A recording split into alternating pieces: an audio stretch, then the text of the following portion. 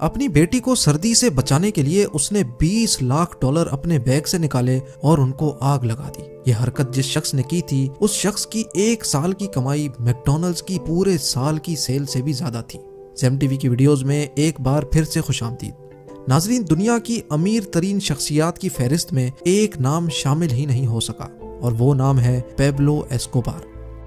Pablo Escobar late 90s کے دور میں کوکین، ڈرگز اور دنیا میں کئی مختلف جرائم کا بادشاہ ہوا کرتا تھا۔ پیبلو ایسکوبار کے ڈرگ اسمگلنگ نیٹ ورک نے اس کو حد سے زیادہ امیر بنا دیا تھا۔ بے شک اس کی وجہ سے ان گنت زندگیاں تباہ ہوئیں اور اس کا کمایا ہوا پیسہ غیر قانونی طریقوں پر مبنی تھا، لیکن 1992 میں پیبلو ایسکوبار $30 بلین کا مالک تھا۔ برونائی کے سلطان کے بعد پیبلو دنیا کا دوسرا امیر ترین شخص تھا۔ اگر پیبلو ایسکوبار آج زندہ ہوتا تو آج اس کے $30 بلین $58 بلین کے برابر ہوتے اور پیبلو دنیا کا 8واں امیر ترین انسان ہوتا۔ پیبلو ایسکوبار کی ڈرگ سپلائی کا نیٹ ورک اتنا پاورفل تھا کہ پورے 90% امریکہ کو کوکین صرف ایسکوبار کا نیٹ ورک ہی سپلائی کرتا تھا اور پوری دنیا کا 80% حصہ ایسکوبار کی ڈرگز پہ انحصار کرتا تھا۔ اس خطرناک سپلائی نیٹ ورک کو بہامس کے ایک آئیلینڈ سے چلایا جاتا تھا اور وہ آئیلینڈ تھا پیبلو ایسکوبار کا ہیڈ کوارٹر۔ اس آئیلینڈ پہ ایک پورا ایئرپورٹ بنا تھا جہاں کوکین سے بھرے ہوائی جہاز ریفیولنگ کے بہانے سے لینڈ کرتے اور اسی دوران ان میں سے کوکین نکال کر چھوٹے جہازوں میں ڈال کر امریکہ روانہ کر دیے جاتے تھے۔ یہ سلسلہ مہینے یا ہفتے میں ایک بار نہیں ہوتا تھا بلکہ یہ دن میں 5 سے 6 مرتبہ ہوتا تھا۔ روزانہ امریکہ میں 15,000 kg کوکین بھیجا جاتا تھا جو پورے سال کا 5,40,000 kg کوکین بنتا ہے۔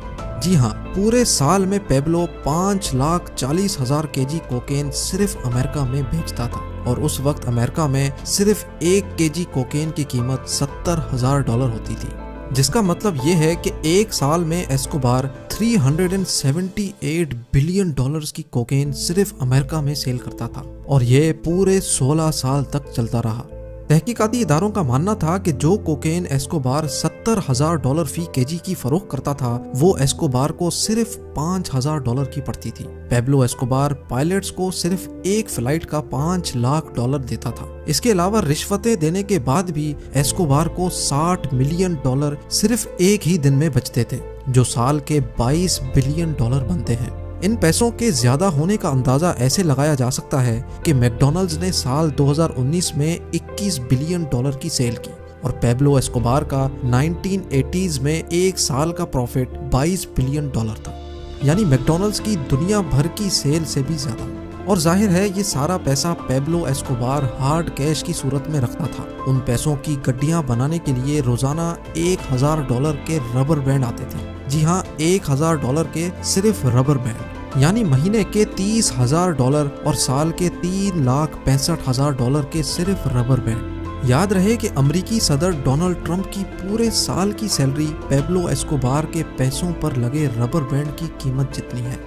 ظاہر ہے اتنے زیادہ پیسے پیبلو بینک میں تو رکھنے سے رہا، تو ان پیسوں کی اسٹوریج کے لیے اس آئیلینڈ پہ بہت بڑے بڑے گوڈاؤن ہوتے تھے جن میں ڈرمز کے اندر یہ کیش اسٹور کیا جاتا تھا۔ اسٹور کیے گئے ان پیسوں کا 10% سالانہ یا تو چوہے کھا جاتے تھے یا پھر پانی کی وجہ سے گل سڑ جاتے تھے۔